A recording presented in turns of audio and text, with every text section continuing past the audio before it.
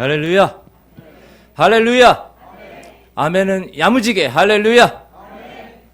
하나님께서 오늘도 성령으로 이곳에 오셔서 여러분의 마음과 여러분의 삶을 타치하시기를 주의 이름으로 축원합니다.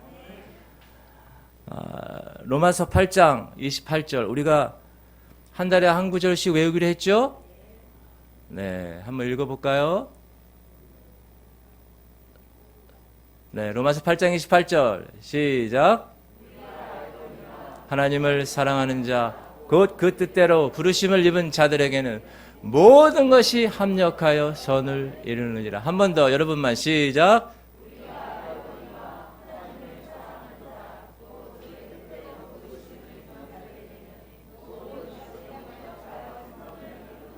아멘. 잘하셨어요. 여러분께서 한 달에 한 말씀을 암송하시고 그거를 묵상하시고 그걸 선포하시고 기도할 때마다 그리고 그 말씀대로 실천하시면 그렇게 될 줄 믿습니다. 그것이 우리가 영적인 자라남의 목적이에요. 우리가 하루 세끼 밥을 먹고 자라듯이 하나님의 말씀을 여러분이 영적인 꼴을 드시면 영적으로 자라나게 됩니다.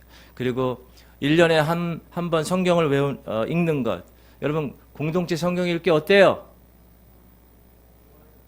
다시 한번 공동체 성경 읽기 어때요? 좋습니다. 여러분들이 많이 참여해 주시고 또 아멘 이렇게 달아주셔서 너무 감사드려요. 여러분 그것은 누구에게 보이는 것이 아니라 하나님과 여러분만의 약속이라고 그랬어요. 12월 31일까지 그렇게 해나가시는 거예요. 그 약속대로 해나가시면 하나님께서 놀라운 여러분의 영적 성장에 큰 정말 대로를 펼치실 것입니다. 아멘. 제가 이 지구촌교회 부임한 지 아직 2달이 되지 않았습니다. 2달 동안 저는 우리 성도님들의 신앙생활의 가장 기본적인 부분을 영적으로 다루기 위해서 설교 말씀을 선포했습니다.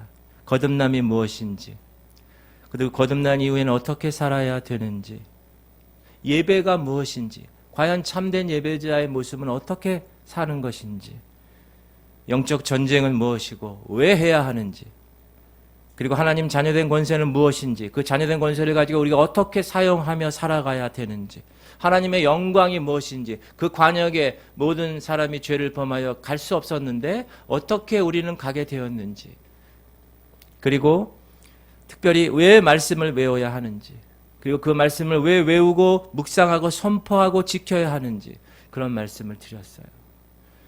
그리고 여러분들 모르는 사이에 영적으로 자라나게 되는 거예요. 그리고 영적으로 자라나는 과정 중에서 오늘 하나님께서 어떻게 우리가 예물에 관한, 재물에 관한 것들에 관해서 생각하고 있는지 그것을 아는 것도 영적 자라남의 한 부분입니다. 그래서 목사가 돈 얘기하고 헌금 얘기하면 오해하거나 이상하게 생각하는 분들이 간혹 있습니다. 혹은 아직 믿음이 자라지 않은 분들 중에서 혹은 신앙을 처음으로 시작하는 분들에게는 낯선 부분일 수도 있습니다. 하지만 저는 이 교회에 하나님께서 영적 리더십으로 세움받은 목사로서 사랑하는 성도님들에게 이 물질에 대한 성경적 원리를 반드시 가르쳐야 되는 책임이 있습니다. 하나님을 더 깊이 여러분들이 만나고 하나님이 여러분들을 어떻게 이끄시는지를 체험하고 싶으신 분들, 그분들은 오늘 이 설교를 잘 들으시고 실천하시고 도전해 보시기 바랍니다. 특히 제가 개척 9년 동안 경험한 성경적 재정 원리를 제 간증과 함께 여러분과 나누려고 합니다. 그러므로 오늘 이 설교를 목사인 사람의 말로 듣지 말고 하나님이 지구촌 교회 성도님들을 사랑하셔서 영적 재정 원리를 저를 통하여 말씀하고 계심을 믿고 하나님 말씀으로 받으시기를 주의 이름으로 축원합니다.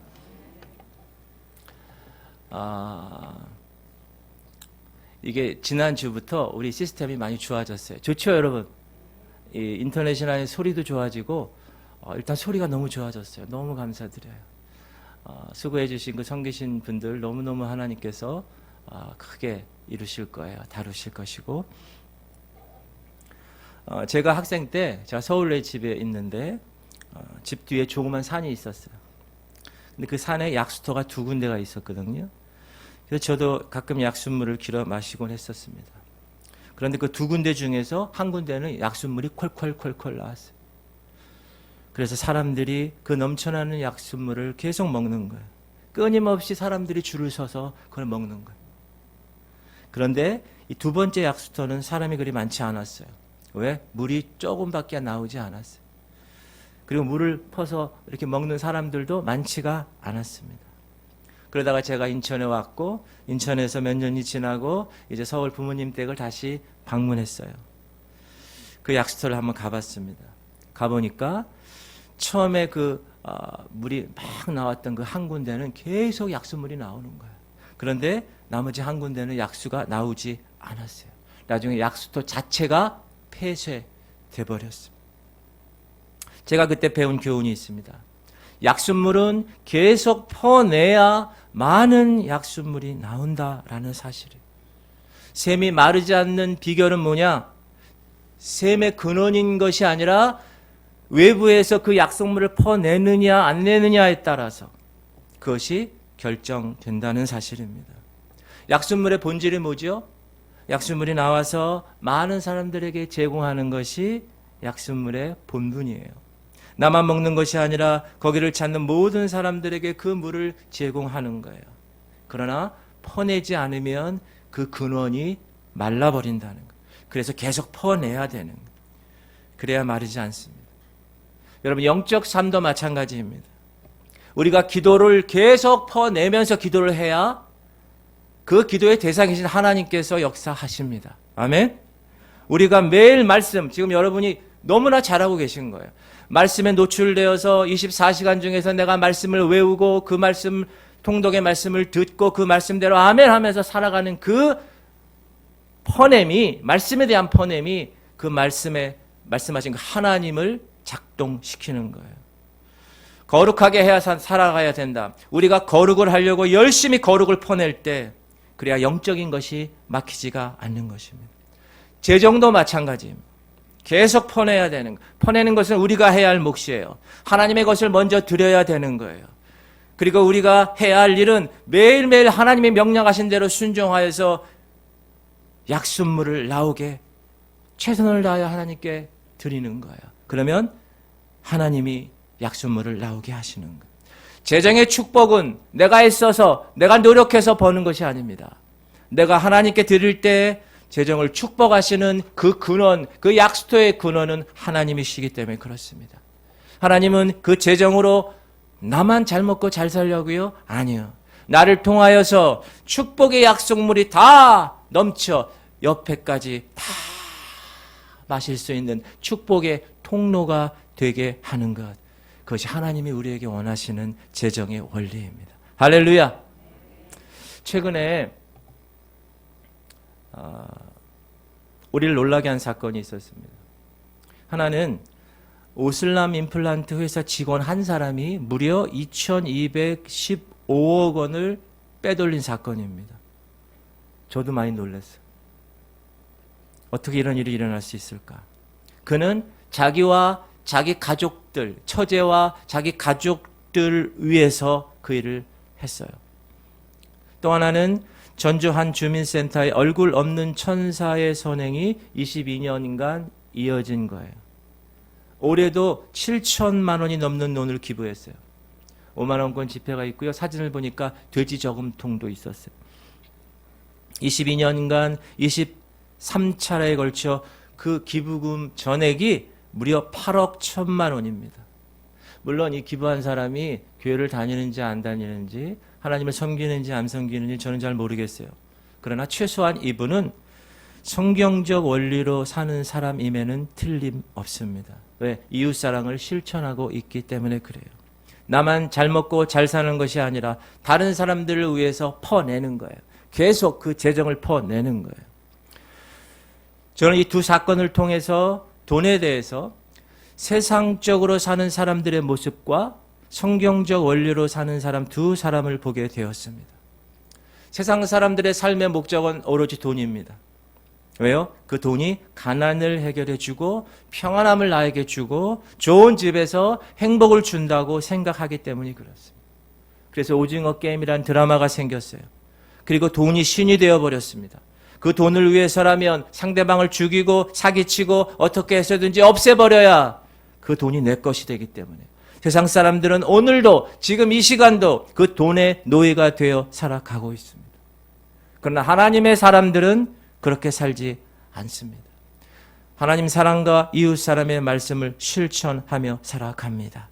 재정 축복의 근원은 내가 아니라 약순물의 근원은 내가 아니라 하나님임을 깨닫고 하나님 말씀대로 그 말씀대로 순종하며 사는 사람들입니다.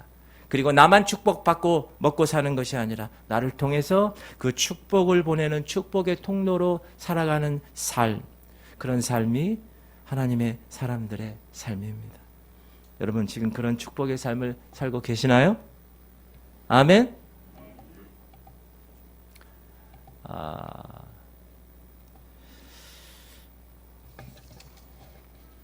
여러분 이게 뭔지 아세요? 어디서 많이 본 거죠? 제 통장이에요. 여러분도 이 통장 하나는 다 갖고 있을 것입니다. 통장을 보면 두 가지가 정확하게 적혀 있어요. 하나는 이 통장에 입금되는 돈입니다. 또 하나는 이 통장에서 나가는 지출되는 돈입니다. 그래서 어떤 사람이 막 이 경제사범이라든가 돈에 관해서 문제가 생기면 어떻게 합니까? 검찰에서 계좌 추적을 하죠. 모든 들어오고 나가는 돈의 흐름을 다 파악할 수 있기 때문에 그렇습니다. 그렇다면 제가 질문 하나 드리겠습니다. 여러분의 통장의 계좌에서 빠져나가는 돈의 항목이 많을 겁니다. 그러나 거기서 하나님의 나라를 위해서 빠져나가는 항목은 무엇이 있습니까? 여러분의 통장 지출 계좌에 하나님의 것이 있나? 여러분 한번 점검해 보시기를 바랍니다. 우리 한번 말라기 3장 8절 읽어봅시다. 다 같이 시작. 사람이 어찌 하나님의 것을 도둑질하겠느냐? 그러나 너희는 나의 것을 도둑질하고도 말하기를 우리가 어떻게 주의 것을 도둑질하였나이까 하는도다. 이는 곧 11조와 봉헌물이라. 만군의 여호와가 이르노라. 너희의 온전한 11조를 창고에 들여 나의 집에 양식이 있게 하고 그것으로 나를 시험하여 내가 하늘문을 열고 너희에게 복을 쌓을 것이 없도록 붙지 아니하나 보라. 아멘. 오늘 하나님은 말라기 말씀을 통하여서 11조와 봉헌물은 하나님의 것이라고 말씀하십니다. 내가 번 돈이지만 그중에 10분의 1은 하나님의 것이라고 말하고 있습니다. 내가 땀 흘려서 투자해서 얻은 재물이지만 그 재물 가운데 하나님의 것이 있다고 말하는 거예요. 그리고 그 하나님의 것을 너희들 온전하게 드려야 한다. 그 하나님의 것을 이 땅 창고에 드리는 것이 아니라 하나님 창고에 드려야 한다. 그래서 하나님의 집에 양식이 있게 해야 한다. 그리고 그 11조와 봉헌물을 통해서 나를 하나님을 시험해 보라고까지 하시는 거예요. 어떤 시험이요? 11조와 헌금을 온전히 하나님께 드리는 사람에게 하나님이 하늘 문을 열고 복을 쌓을 것이 없도록 붙나 붙지 않나 시험해 보라는 거예요. 물질에 대한 우리의 삶은 믿음의 표현입니다. 하나님께 드리는 11조와 주일 헌금은 하나님 백성들에게 있어서 물질에 대한 믿음의 표현이에요. 제가 질문 하나 드릴게요. 여러분, 내 수중에 돈이 많아야 하나님께 드릴 수 있을까요? 돈이 없어도 하나님께 드릴 수 있을까요? 가장 완벽했던 상황을 말씀드릴게요. 하나님의 에덴 동산에 첫사람 아담을 창조하셨어요. 그런데 완벽한 환경을 그에게 주었어요. 거기엔 부족함이 없었어요. 지금으로 얘기하면 돈이 많았어요. 그런데 선악 알게 하는 나무만은 금지시키셨어요. 여러분, 왜 하나님이 선악과를 만드셨습니까? 그건 진정으로 내가 만든 이 사람이 정말 나를 사랑해서 내가 말한 그 명령을 지키는지 안 지키는지. 그 선악과는 하나님의 영역인데 그 하나님의 영역을 제대로 이해하고 순종하고 살아가고 있을지 안 있을지를 보고 계시고 싶으신 거였어요. 아담은 그냥 하나님이 주신 에덴의 모든 것을 누리며 살면 되는 거였어요.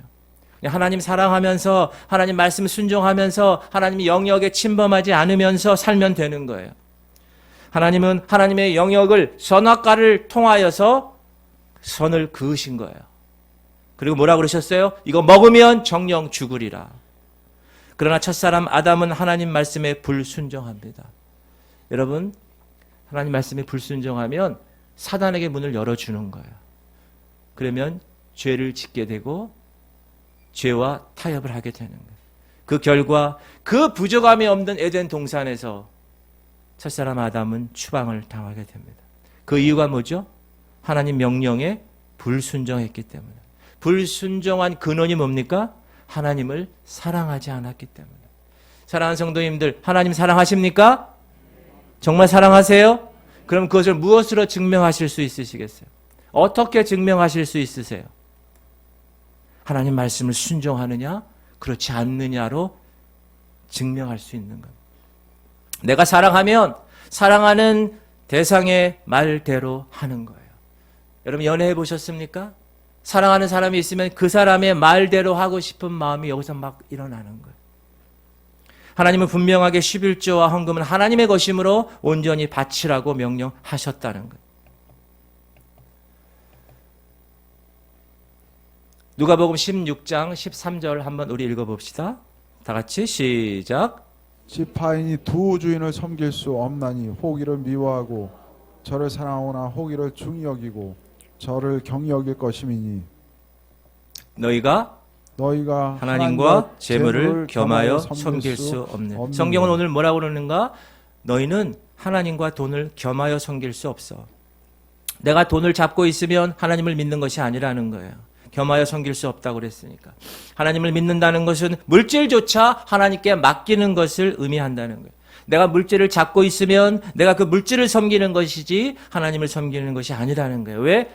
물질과 하나님은 동시에 섬길 수 없기 때문에. 두 주인을 섬길 수 없다고 분명히 하나님 말씀하셨기 때문에. 그래서 11조는 믿음이라는 거예요. 나중에 돈 생기면 그때 11조 하지 뭐. 좀 생활이 좀 낮으면 그때 11조 하지. 지금 아이들 공부도 가르치고 먹고 살기 힘든데 이 정도 하나님 다 이해하실 거야. 이렇게 말하는 사람이 있습니다. 물론 인간적인 면에서 보면 이해가 돼요. 힘드니까 이해가 됩니다. 그러나 하나님의 영적 원리는 그렇지 않는다.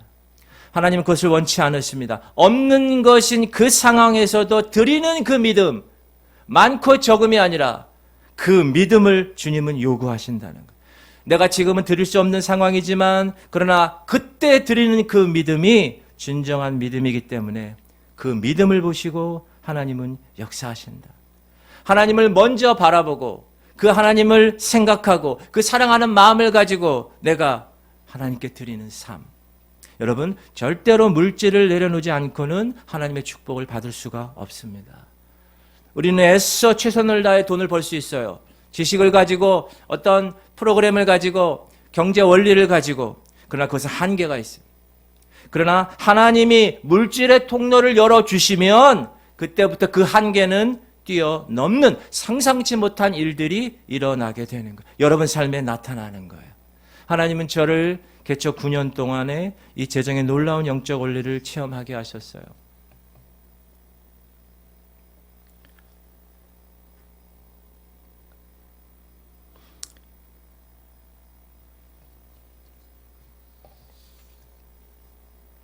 제가 개척 처음에 시작하는 과정에서 저기 뭐라고 써 있나요? 지금 자막이? 네? 제가 잘 보이지가 않아요. 여기서는. 간증 맞죠? 여기서 희미해가지고 보이질 않아서. 제가 개척을 시작하게 되는 과정에서 처음에는 제가 개척할 마음이 없었어요. 왜요? 힘드니까. 여러분 개척해 보신 적 있으세요? 여기 개척해 보신 분? 그래서 여기저기 교회 청빙 이력서를 넣어 보기도 했습니다.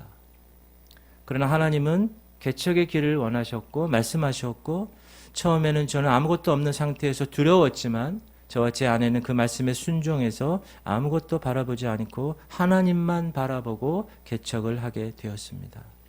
그런데 아무것도 없는 상태였는데 하나님은 저에게 박사 과정의 비전을 주셨어요. 당시 박사과정 등록금 재정은 하나도 없는 상태였어요. 그래도 주님이 주신 비전이기 때문에 시험을 치렀고 합격이 되었습니다. 그런데 어느 날 하나님은 어떤 장로님의 사업에 대한 비전을 저의 꿈을 통해서 보여주셨어요. 그래서 저는 그 장로님을 만났습니다. 그리고 그 사업에 대한 비전을 제가 말씀드렸어요. 장로님, 하나님께서 장로님의 사업을 이렇게 하실 거라는 비전을 주셨습니다. 그리고 제 박사과정의 비전을 말했습니다. 그리고 재정적 도움을 요청했습니다. 그 얘기를 들은 그 장로님 이렇게 말씀하십니다. 목사님, 제가 이렇게 축복의 통로가 되는 기회를 주셔서 오히려 목사님께 감사드립니다. 제가 목사님의 박사과정 전 과정 학자금을 다 섬기겠습니다. 그 장로님은 8학기 4년 모든 박사과정을 다 섬겨주셨고 저는 하나님께서 그 장로님을 통하여 재정의 천사를 풀어 놓으셔서 4년 동안 8학기 동안 재정에 문제없이 박사과정을 다 감당할 수 있게 하셨습니다. 할렐루야! 하나님께 영광 돌립니다. 보통 사람들을 외모로 판단합니다. 어떤 옷을 입었는지, 그 사람 어떤 차를 타고 다니는지, 어떤 집에 사는지, 그 사람의 연봉은 얼마인지 그런 거를 봐요. 그러나 하나님은 중심을 보십니다. 신앙생활하는 그 올바른 동기가 뭔지 하나님은 그것을 보십니다. 저와 여러분의 믿음의 태도를 보신다는 거예요. 이 친구가 기도 생활을 어떻게 하는데 그 생활이 어떤 마음으로 기도 생활을 하는지, 말씀을 읽고 말씀을 보는데 어떤 동기로 말씀을 보고 외우는지, 목사인 내가 어떤 동기로 목회를 하는지, 성도가 어떤 동기로 신앙생활을 하는지 그 동기의 중심을 보신다는 거예요. 재정의 영역도 마찬가지다. 하나님은 재정에 대한 우리의 동기와 태도를 보신다는 거예요. 우리가 어떤 동기로 11조를 하는지, 우리가 어떤 태도로 헌금을 하는지 하나님은 반드시 우리의 동기와 태도를 보고 계십니다. 주고받는 법칙. 세상의 법칙에서도 동일합니다. 내가 줘야 내가 받습니다. 자판기에 동전을 넣어야 자판기에서 내가 원하는 내용물이 나옵니다. 봄에 심어야 가을에 거두는 것입니다. 열심히 공부한 만큼 성적이 좋게 나오게 되는 거예요. 영적 원리도 마찬가지입니다. 줘야 받습니다. 드려야 얻습니다. 우리 고린도후서 말씀 한번 읽어보겠습니다. 이것이 시작. 이것이 곧 적게 심는 자는 적게 거두고 많이 심는 자는 많이 거둔다 하는 말이로다.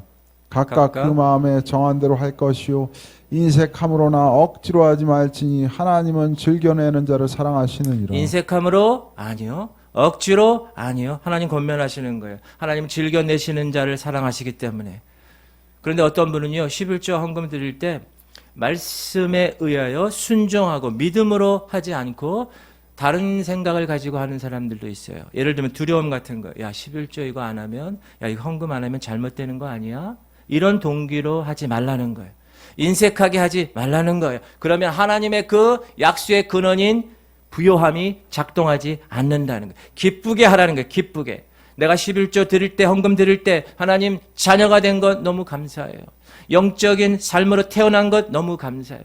이 세상의 삶이 다가 아니구나. 저 천국의 영적인 삶이 있다는 것, 그걸 내가 깨닫고 사는 것, 그것 감사해서 기쁘게 드려라는 거예요. 저 천국을 선물로 받은 자로 그 구원 받은 자의 그 감격에 감사하여 하나님 것을 기쁘게 드리는 삶, 바로 하나님의 이런 태도와 동기를 보신다는 거예요.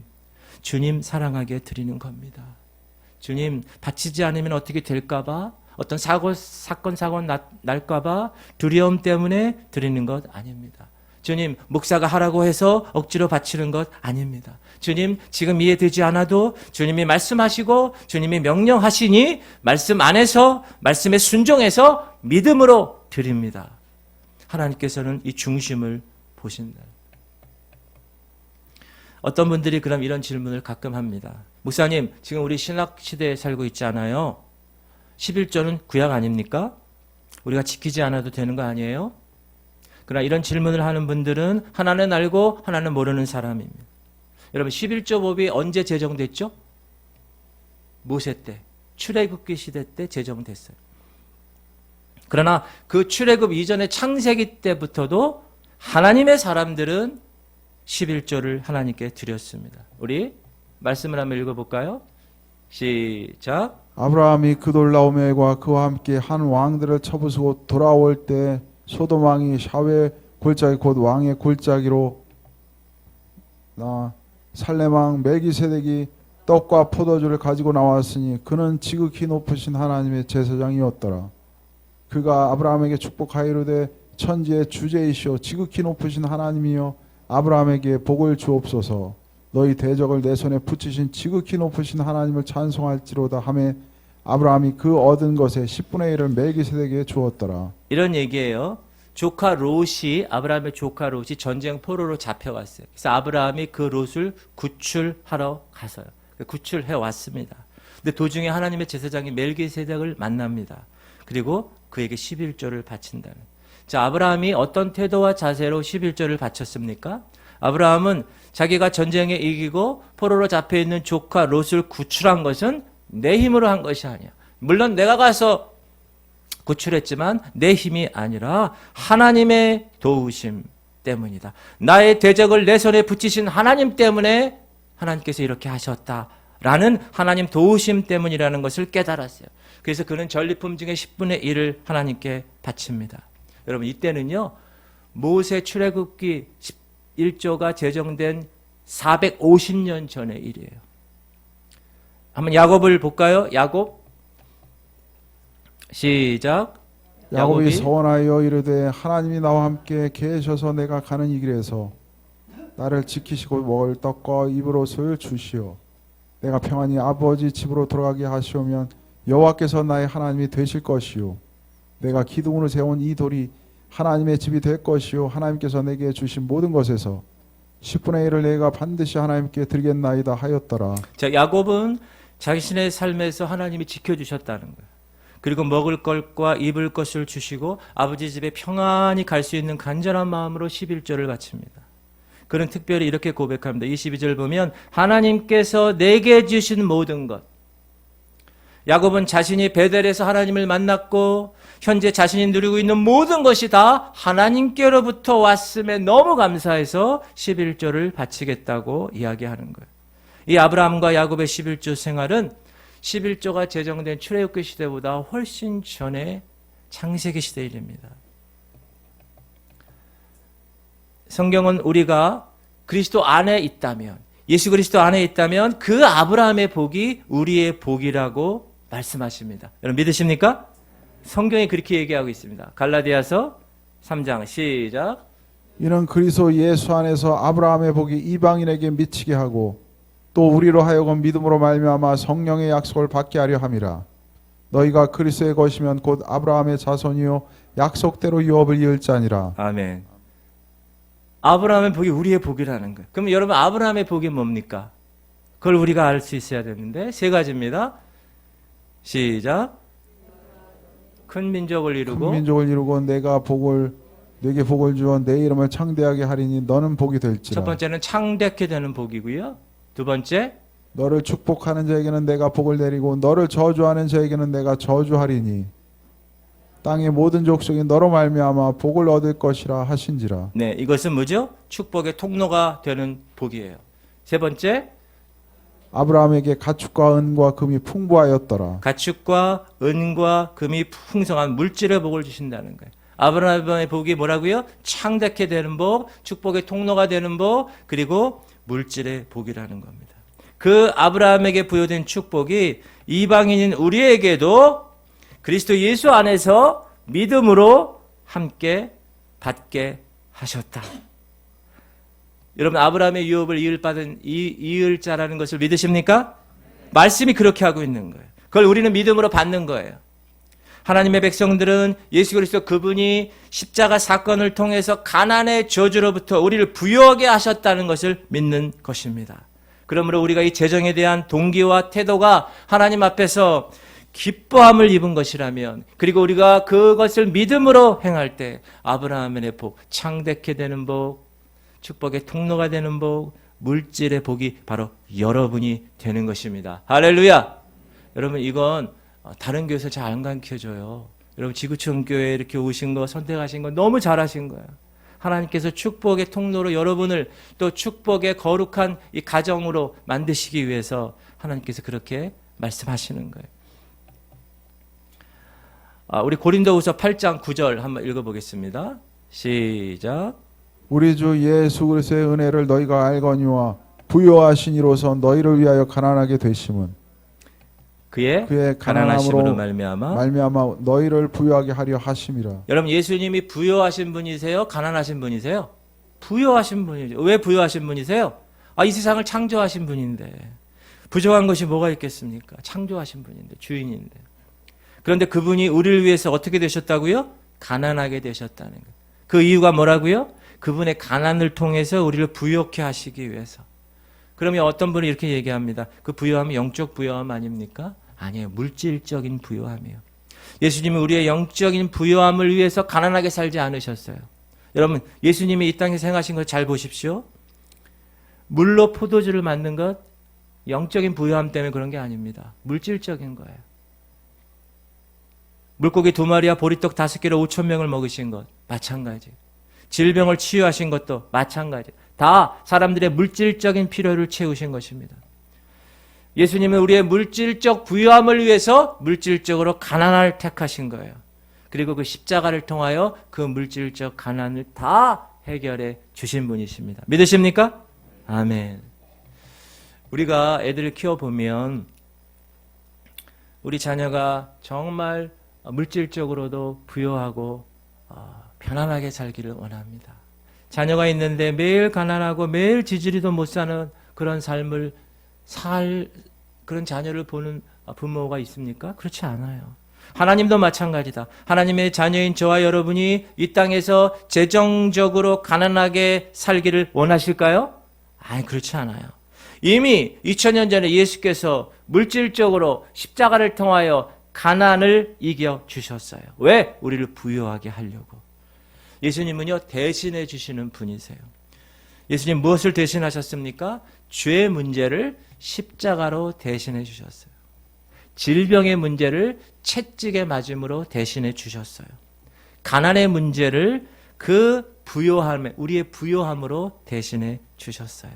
그러므로 우리는 이 말씀을 선포할 수 있는 겁니다. 빌립보서 4장 19절. 우리 다 같이 큰 소리로 선포합시다. 시작. 나의 하나님이 그리스도 예수 안에서 영광 가운데 그 풍성한 대로 너희 모든 쓸 것을 채우시리라. 너희 모든 쓸 것이에요. 우리가 필요한 쓸 것의 전체를 우리의 재정까지도 분명하게 풍성하게 하나님의 영광 가운데서 채우신다고 말씀하고 계시는 거예요. 그런데 오해하는 분이 있습니다. 오해하는 분이. 하나님이 우리를 부유하게 하신다는 말을 우리를 벼락부자로 만드시겠다는 말로 오해하시는 분이 있습니다. 주식 투자가 대박이 나서 내가 백만장자가 되는 것을 오해하는 분들이 있습니다. 그렇지 않습니다. 여기서 부요함이라는 것은 우리의 모든 쓸 것, 다시 말하면 하나님의 자녀들이 하나님 안에서 살아갈 때 필요한 것들, 그것을 풍성하게 공급해 주신다는 거예요. 특별히 하나님의 영광 가운데서, 나의 하나님이 그리스도 예수 안에서 그 풍성한 대로 하나님의 영광 가운데서 우리에게 채우신다고 말씀하신 거예요. 여러분, 하나님의 모든 일에 여러분에게 넉넉하게 채우시는 목적이 있어요. 목적. 고린도 후서 9장 8절. 하나님이 시작. 하나님이 능히 모든 은혜를 너희에게 넘치게 하시나니 이는 너희로 모든 일에 항상 모든 것이 넉넉하여 모든 착한 일을 넘치게 하게 하려 하심이라. 따라합시다. 모든 착한 일을 넘치게 하려 하십니다. 하나님이 우리를 넉넉하게 하시는 목적은 나만 잘 먹고 잘 사는 것이 아니라 벼락부자 되어서 평생 돈 걱정 안 하고 사는 것이 아니라 모든 착한 일을 넘치게 하려 하시려고 하나님의 영광 가운데서 심은 대로 거두게 하셔서 재정의 축복을 주시는 것입니다. 할렐루야. 사랑하는 성도님들, 하나님 사랑하십니까? 진짜로 사랑하세요? 그렇다면 그 말씀에 순종하시는 거예요. 물질조차 우리가 전폭적으로 맡길 수 있는 삶, 그래서 여러분의 주인이 돈이 아니라 하나님이 되시는 삶, 없는 것에서도 드릴 수 있는 그 믿음, 하나님은 많고 적음의 문제가 아니라 그 믿음의 태도를 보시기 때문에 그래서 하나님은 그 믿음의 태도를 보시고 하나님은 역사하시는 것입니다. 할렐루야. 돈에 자유하십시오. 왜요? 절대로 물질을 내려놓지 않고는 하나님의 물질의 축복을 받을 수 없기 때문에 그래요.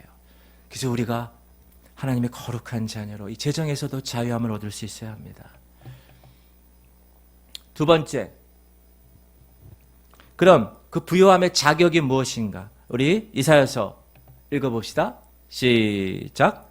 너희가 즐겨 순종하면 땅의 아름다운 소산을 먹을 것이요. 자, 즐겨 순종하면 땅의 아름다운 소산을 먹는 거예요. 이 말씀에서 중요한 것은 순서예요. 순서. 땅의 아름다운 소산을 먹으려면 먼저 너희가 즐겨 순종해야 한다. 그러나 사람들은 땅의 아름다운 것에만 초점을 맞춥니다. 그러나 성경은 먼저 즐겨 순종함을 전제합니다. 우리 잘 아는 마태복음 6장 33절 시작. 너희는 먼저 그의 나라와 그의 의를 구하라. 그리하면 이 모든 것을 너희에게 더하시리라. 이 말씀에서도 중요한 것이 뭡니까? 순서예요. priority, 우선순위. 넘버원이 뭐냐? 하나님 나라와 하나님의 의를 구하는 거예요. 그럴 때 우리에게 필요한 모든 것을 더해 주신다는 거예요. 하나님은 여러분이 부유하게 사는 것을 원하십니다. 그러나 우리가 먼저 해야 할 일이 있다. 구약 신명기서도 이렇게 말씀하십니다. 읽어볼까요? 시작. 내가 내 하나님 여호와의 말씀을 삼가 듣고 내가 오늘 내게 명령하는 그의 모든 명령을 지켜 행하면 내 하나님 여호와께서 너를 세계 모든 민족 위에 뛰어나게 하실 것이라.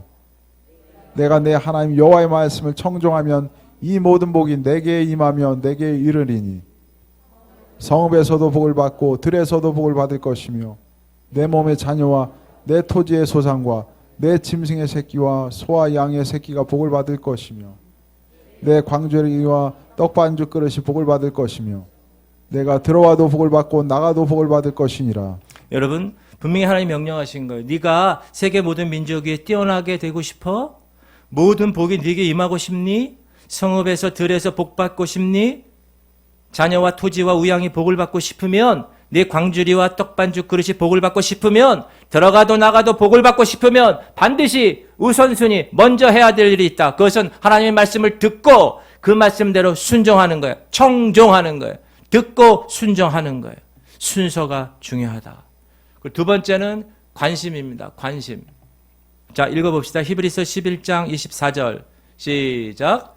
믿음으로 모세는 장성하여 바로의 공주의 아들이라 칭함을 받기를 거절하고 도리어 하나님의 백성과 함께 고난받기를 잠시 죄악의 낙을 누리는 것보다 더 좋아하고 그리스도를 위하여 받는 수모를 애굽의 모든 보화보다 더 큰 재물로 여겼으니 이는 상 주심을 바라봄이라. 모세가 거절한 것이 뭐죠? 바로 공주의 아들의 칭함이었습니다. 바로 왕의 후계자가 되는 거였습니다. 당시 애굽의 후계자는 세계의 후계자예요. 세계의 왕이 되는 거예요. 모세는 그런 특권도 가졌고 그런 명예도 가졌고 그런 부도 가졌어요. 모세는 세상의 모든 것을 다 가진 사람이었어요. 그러나 모세는 애굽의 보화보다 세상의 권력보다 그리스도를 위해 받는 수모를 더 큰 재물로 여겼다는 거예요. 다시 말하면 모세의 관심은 영적인 것이었다. 모세는 영적인 것을 더 큰 재물로 여겼다. 모세는 하나님의 사람과 세상 사람들의 차이가 무엇인지 정확하게 알고 삶을 살았던 사람입니다. 어떤 사람은 하나님 섬기는 것보다 돈 버는 것에 더 관심이 있습니다. 그러나 만약 여러분이 진짜 영적으로 태어났다면, 거듭난 사람이라면 세상적인 것보다 하나님의 것을 더 먼저 생각해야 된다. 하나님의 사람들은 땅의 것에는 관심 두지 않습니다. 오직 하늘의 것에 관심을 두고 사는 사람이에요. 하나님의 축복을 기대하는 영적인 것에 관심을 두는 사람이에요. 여러분, 돈 버는 것이 잘못이라는 얘기가 아니에요. 그 돈을 위해서 내가 어떻게 살아가는 것인가? 삶의 초점이 돈이면, 돈이 여러분의 주인이 되는 것이면 그것은 잘못된 것이다.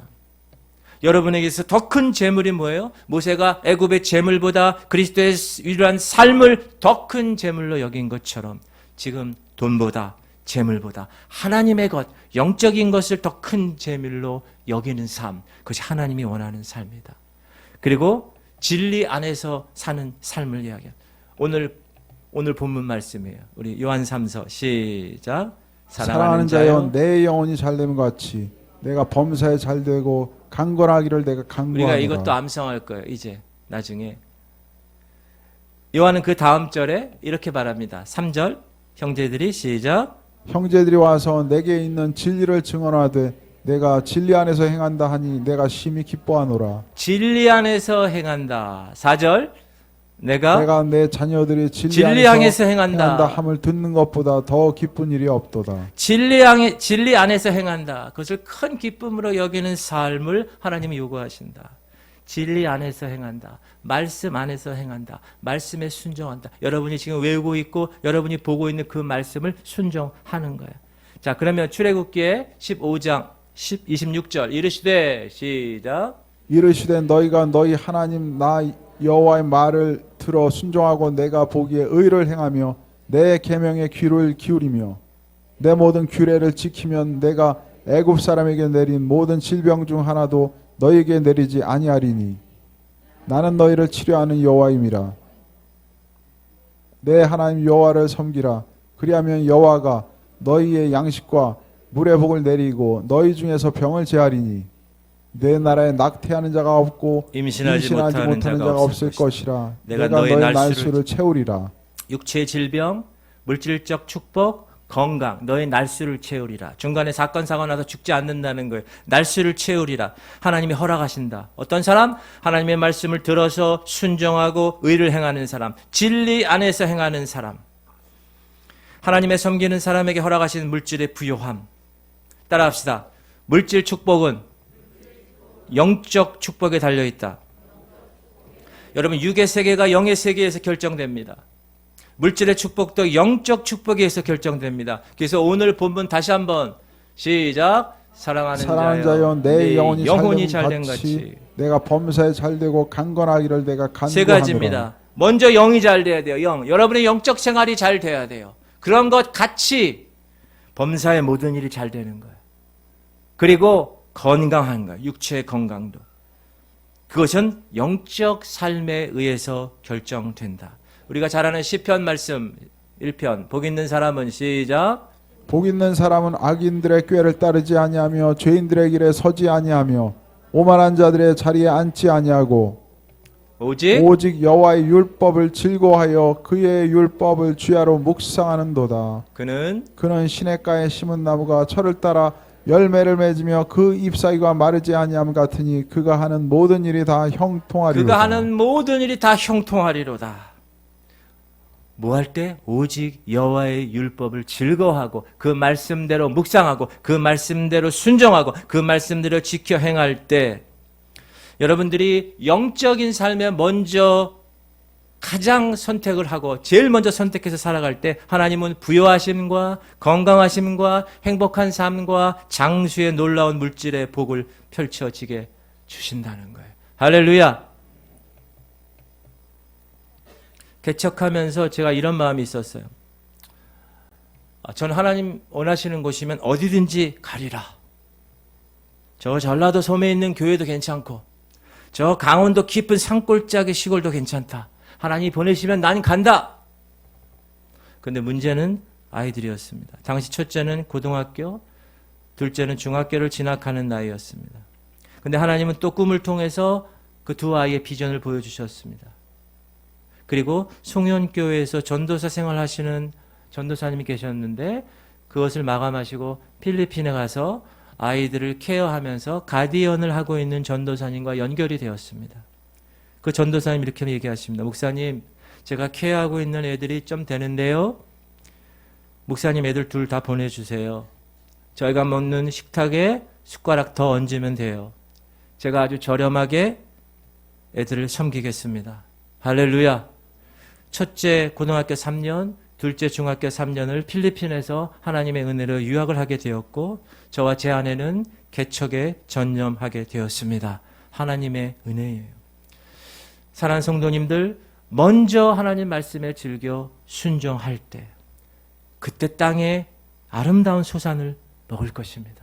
먼저 하나님의 나라와 하나님의 의를 구할 때 하나님이 쓸 모든 것을 더하실 거예요. 먼저 진리 안에서 영이 잘 될 때 내 영혼이 잘된 같이 네가 범사에 잘 되는 거예요. 그리고 강건한 건강의 축복도 뒤에 따르는 겁니다. 그런 주인공들 되시기 바랍니다. 그러면 재정이 여러분 이 세 번째는요. 여러분 어느 곳에서도 듣지 못했을 겁니다. 이 세 번째 말씀은 우리의 권세에 관한 이야기인데, 자, 하나님이 처음에 우리를 창조하시고 창세기 보면 읽어봅시다. 시작. 하나님이 이르시되 우리의 형상을 따라 우리의 모양대로 우리가 사람을 만들고 그들로 바다의 물고기와 하늘의 새와 가축과 온 땅과 땅에 기는 모든 것을 다스리게 하자 하시고, 하나님이 그들에게 복을 주시며 하나님이 그들에게 이르시되 생육하고 번성하여 땅에 충만하라. 땅을 정복하라. 바다의 물고기와 하늘의 새와 땅에 움직이는 모든 생물을 다스리라 하시니라. 모든 생물을 다스리는 권세를 인간 첫사람 아담에게 줬다는 거예요. 하나님 천지 창조하시고 나서, 하나님의 형상을 닮은 사람을 만들고 나서 그 첫사람 아담에게 창조된 이 세상의 모든 다스리는 권세. 어느 정도요? 모든 걸 다스리라는 거야. 모든 것. 창조된 모든 것을. 시편, 우리 50편 한번 읽어볼까요? 시작. 이는 삼림의 짐승들과 무산의 가축이 다 내 것이며 산의 모든 새들도 내가 아는 것이며 들의 짐승도 내 것이미로다. 내가 가령 주려고 내게 이르지 아니할 것은 세계와 거기에 충만한 것이 내 것이미로다. 짐승도 가축도 모든 새도 들짐승도 다 모두 하나님의 것인데 그 모든 것을 다스리는 권세를 첫사람 아담에게 주셨다는 거예요. 학개서 2장 보면 시작. 은도 내 것이요 금도 내 것이니라. 만군의 여호와의 말이니라. 하나님은 은과 금을 지으신 분이세요. 주인이세요. 하나님의 것이에요. 하나님이 창조하신 광물, 동물, 식물 모두가 다 하나님의 것이고, 하나님의 형상을 따라 지음받은 첫사람 아담에게 이 모든 것을 다스리는 권세를 주셨다. 믿으십니까? 말씀이 그렇게 말씀하고 있어요. 그런데 아담이 선악과 사건을 통해서 하나님의 사랑 잃어버리고 하나님 말씀에 불순종하고 사단의 유혹에 빠져서 하나님을 반역하고 떠나게 됩니다. 원래 하나님은요, 이 세상을 다스리는 신으로 우리 첫사람 아담을 지으신 거예요. 다스리고 정복하라고. 그런데 아담의 그 불순종으로 인해서 사단이란 존재가 첫사람 아담에게 부여받은 그 권세, 모든 것을 다스리는 그 인간에게 주어진 권세를 빼앗기게 되었다. 사단이 가로치게 된 거예요. 가로챘어요.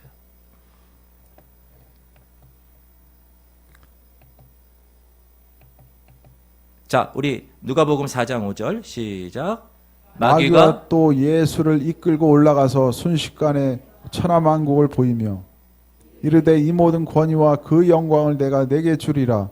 이것은 내게 넘겨준 것이므로 내가 원하는 자에게 주노라.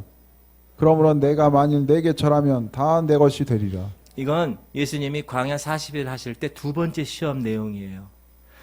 천하만국을 다 보여줬어요. 누가? 사단이. 그리고 나서 인간 예수에게 이야기하는 거예요. 뭐라 그러느냐? 야, 너 나한테 절하면 내가 이 모든 권위와 영광을 다 줄 거야. 그러면서 하는 말, 이 모든 권위와 영광은 내가 받은 거야. 내가 넘겨받은 거야. For it has been given to me. 나에게 주어진 거야. 나에게. 그래서 사단인 내가 인간인 너 예수 그리스도 너에게 다 줄 수 있어. 언제든지 줄 수 있어. 첫사람 아담이 하나님을 반역하고 아담이 부여받은 모든 다스리는 권세를 사단에게 넘겨줌으로 사단은 이제 이 세상의 신이 된 거예요. 그리고 이 땅의 모든 것을 다스리는 법적 권리를 갖게 된 거예요. 그래서 인간으로 오신 예수에게조차 그 권리를 줄 수 있다고 얘기하는 거예요. 원래 누구 거였어요? 첫사람 아담 거였어요. 이 땅을 다스리고 정복하는 모든 권리가. 그런데 빼앗겼어요. 선악과 사건으로 죄를 범함으로. 누구에게? 사단에게. 그런데 여러분, 예수님이 이 사단의 두 번째 시험을 어떻게 물리치시죠? 말씀으로 물리치시죠. 기록되었으되, 구약 신명기 말씀을 외우신 그분이라 그 말씀을 통하여서 사단아 하나님 시험하지 마라. 말씀으로 물리치십니다. 그리고 사단에게 빼앗긴 그 첫사람 아담에게 주어진 그 물질적인 권세, 모든 이 세상을 다스리는 권세를 십자가를 통하여 되찾아 주셨습니다. 믿으십니까? 왜? 저와 여러분에게 주려고. 그래서 하나님의 백성 된 사람은 자녀된 권세로 이 땅에서 하나님이 원래 아담에게 창조하셨던 그 다스림의 권세를 다시 우리가 회복할 수 있는 거예요. 그것을 누리며 살아갈 수 있는 존재가 된 것입니다. 할렐루야. 골로새서 1장 12절 말씀 시작. 우리로 하여금 빛 가운데서 성도의 기업의 부분을 얻기에 합당하게 하신 아버지께 감사하게 하시기를 원하노라. 아버지 하나님은 예수 그리스도 통해서 우리에게 성도의 기업의 부분을 얻기에 합당하게 하셨다는 거예요. 이 복된 삶은 하나님에게, 하나님 자녀에게 주어진 삶이다. 그리고 그 다음 구절이 정확하게 13절. 그가 시작. 그가 우리를 흑암의 권세에서 건져내사 그의 사랑의 아들의 나라로 옮기셨으니. 네. 흑암의 권세에서 십자가를 통해서 건져내셨어요. 이미 여러분 시제는 완료 시제예요. 과거예요. 그리고 하나님의 사랑의 아들의 나라로 옮기셨어요. 여러분은 자리는 바로 하나님의 그 보좌 옆에, 예수님 자리 옆에 있는 그 자리라는 거예요. 할렐루야. 그리고 요한일서 5장 19절 보면 시작. 또 아는 것은 우리는 하나님께 속하고 온 세상은 악한 자 안에 처한 것이며. 여러분 이 온 세상은 누구에게 속해 있다고요? 악한 자에게 속해 있다는 거예요. 그래서 악한 일들만 벌어지는 거예요. 그러나 저와 여러분은 하나님께 속해 있기 때문에 하나님 안에 있습니다. 우리는 세상에 있지만 세상에 속해 있지 않는 존재로 살아가는 거예요. 하나님은 첫사람 아담이 사단에게 뺏겼던 그 이 세상의 모든 권세를 예수 그리스도를 통하여서 저와 여러분에게 회복시켜 주셨습니다. 이미 2000년 전에 그 권세를 여러분이 붙드는 거예요. 거기엔 재정의 권세도 포함된 거예요. 그러므로 재정의 권세를 주장하셔야 돼요. 그 우리에게 회복한 재정의 권세. 사단아, 하나님이 나에게 허락하신 부요함에서 손을 뗄지어다. 하늘에 있는 천사들아, 하나님이 나에게 허락하신 부요함을 섬기도록 하라. 나는 그 부요함을 지금 가지고 있음을 믿는다 하고 선포하셔야 되는 거예요. 여러분 천사는 읽읍시다. 천사. 모든 천사들은 시작. 모든 천사들은 섬기는 영으로서 구원받을 상속자들을 위하여 섬기라고 보내시나니. 여러분 사단의 쪼물하기 어둠의 영들은 누굴 섬겨요? 사단을 섬겨요. 천사들은 누구를 섬겨요? 하나님을 섬기고 하나님의 자녀된 저와 여러분을 섬기는 것입니다. 구원받을 상속자를 위하여 섬기라고 보내심을 받은 존재, 바로 저와 여러분을 섬기라고 보낸 존재 천사. 그래서 여러분 주변에 천사가 있다는 거 잊지 마세요. 하나님 천사를 통해서 첫사람 아담에게 허락하신 이 세상을 다스리는 권세를 우리가 누릴 수 있도록 천사가 섬긴다는 거예요. 믿으십니까? 아멘. 제가 지구촌 교회 오기 전에 제가 개척해서 섬기는 예수인 교회는 광야 교회였어요. 여러분 광야 교회가 뭔지 아세요? 여러분 이스라엘 백성들이 광야에서 어떻게 생활했습니까? 구름 기둥과 불 기둥이 가는 곳으로 따라갔어요. 여기서 머물고 있다가 구름 기둥이 저쪽으로 가면 다 짐 싸고 그쪽으로 가고, 또 거기서 있다가 불 기둥이 이쪽으로 오면 다 짐 싸서 이쪽으로 오고. 개척한 교회는 처음에는 갯벌타워에서 예배를 드렸어요. 거기 사무실에서 예배를 드리다가 또 구름 기둥이 인도하는 대로, 성령이 인도하는 대로 또 저 송도 끝에 가면 스마트 밸리라고 있어요. 그 스마트 밸리 그쪽에서 그 공장 있는 거기서 조그만 사무실이 있었어요. 거기서 예배를 드렸어요. 그리고 또 성령의 불이 이쪽으로 와라. 그래서 저는 집에서 가정교회로 예배를 드리고 있었을 때였습니다. 그러나 하나님은 하나님 자녀들의 재정의 권세가 있는 사실을 성경을 통해서 알려주셨어요. 저는 그것을 발견했어요. 그것을 믿었어요. 그 말씀을 붙들었어요. 그리고 계속해서 이렇게 선포하며 기도했어요. 사단아, 나의 교회에서 손을 뗄지어다. 섬기는 영 천사들아, 나는 나의 교회로 가게 하라.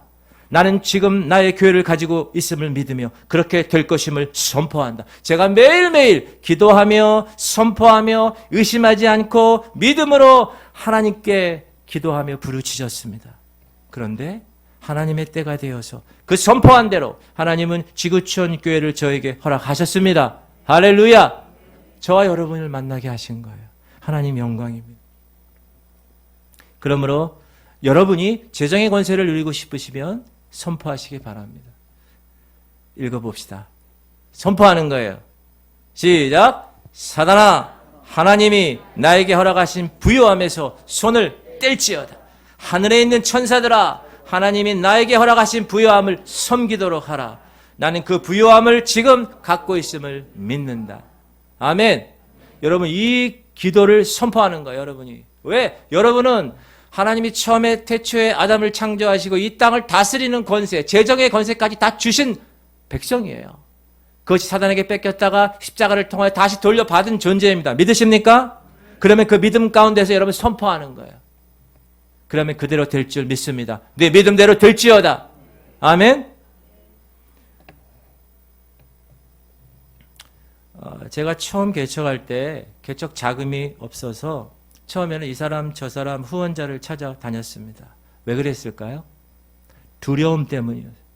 재정에 대한 두려움, 먹고 사는 것에 대한 두려움, 자녀들 교육에 대한 두려움.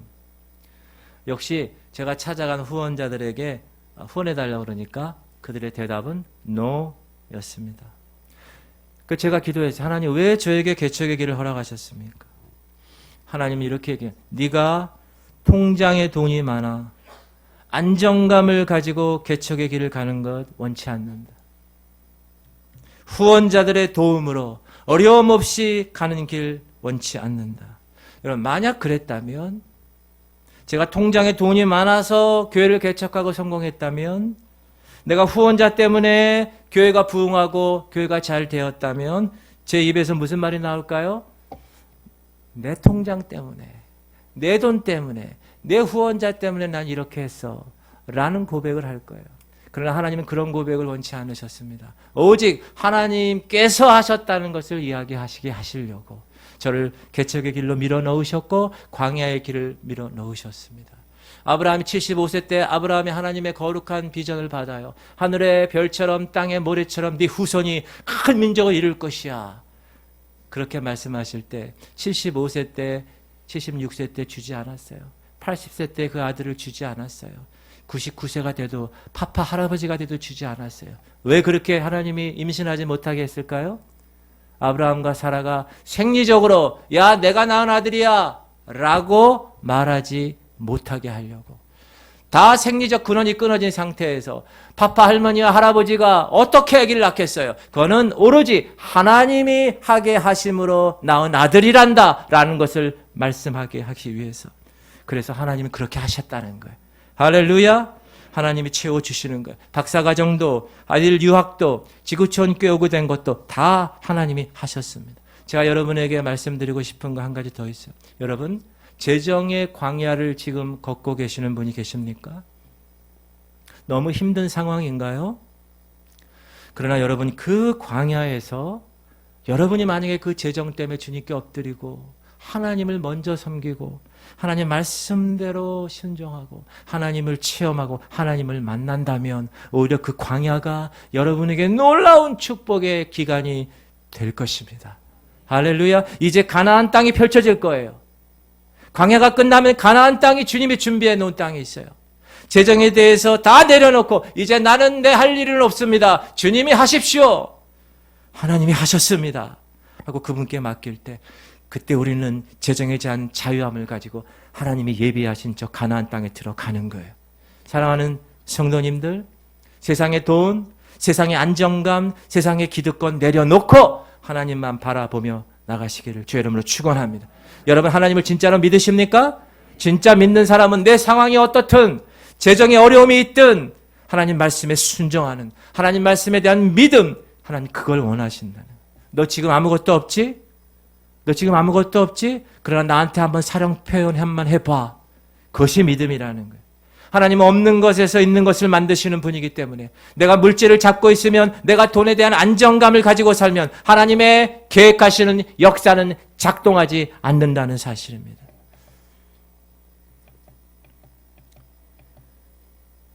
사랑하는 성도님들, 하나님이 명령하시는 말씀을 순종하십시오. 그 명령에 즐거이 기쁘게 순종하세요. 자원하는 마음으로 감사하는 마음으로 순종하세요. 여러분의 온전한 11조를 하나님 창고에 드리세요. 하나님 집에 양식이 있게 하세요. 하나님을 그리고 시험해 보세요. 하나님 드렸습니다. 주님 하늘문을 열고 섬기는 천사를 통해서 나에게 쌓을 곳이 없도록 한번 부어주세요. 여러분에게는 또한 첫사람 아담에게 허락하신 이 땅을 다스리고 정복하는 모든 권세를 하나님이 예수님을 통하여 다시 회복시키셨습니다. 그것을 믿으십시오. 예수님이 2000년 전에 이미 사단에게서 그 모든 권세를 우리를 위해서 회복시켜 놓으셨어요. 거기에는 놀라운 재정의 권세도 포함된 거예요. 그러므로 그 권세를 누리며 이 땅에서 아름다운 하나님의 자녀로 살아갈 수 있게끔 주님이 그렇게 만드셨어요. 그것을 깨닫고 재정적인 면에서도 이제 하나님 자녀답게 하나님 자녀에 걸맞는 삶을 살아가는 여러분들, 그래서 후이되고 누르고 흔들어 우리에게 안겨주시는 그 놀라운 재정의 형통의 주인공으로 살아가시기를 주의 이름으로 축원합니다. 기도하겠습니다. 우리 통성으로 기도할 때 하나님, 오늘 받은 이 말씀 제가 하나님 말씀으로 받겠습니다. 내 마음판에 새기겠습니다. 오늘 성경적 원리를 제가 깨달았습니다. 하나님, 내 모든 기득권, 내 안정감, 내 모든 돈 다 내려놓고 하나님만 바라보며 나가겠습니다. 주님, 저를 도와주시옵소서. 우리 주님 이름 한번 부르고 말씀을 기억하며 입술을 통하여서 부르짖는 기도하겠습니다. 주여, 하나님 감사합니다. 오늘도 하나님께서 거룩한 백성들 이렇게 하나님의 거룩한 자녀로 나오게 하시고 하나님의 말씀, 선포된 말씀을 가슴에 받게 하심을 너무나 감사드립니다. 하나님, 오늘은 하나님께서 놀라운 우리의 먹고 사는 문제에 대해서 말씀하심을 감사드립니다. 하나님, 지금 재정의 광야를 겪고 있는 분들, 너무나 힘든 가운데서도 하나님, 그러나 하나님이 하실 것이고 내가 하나님을 만났고 하나님을 사랑한다면 하나님 말씀에 순종하여서 먼저 하나님께 드리고 하나님께 나아가는 놀라운 하나님의 원리를 배웠사오니 하나님, 이 시간 그 원리대로 살아가게 하여 주시옵소서. 하나님을 사랑한다면 그분이 하는 말씀하시는 말씀을 내가 순종하며 나아가게 하시옵소서. 그래서 오히려 그 광야가 우리에게는 축복이 되었노라고 간증하며 살아가는 놀라운 백성들 되게 하시옵소서. 하나님, 이제 가나안 땅이 우리 앞에 펼쳐질 것입니다. 우리는 그것을 보고 하나님,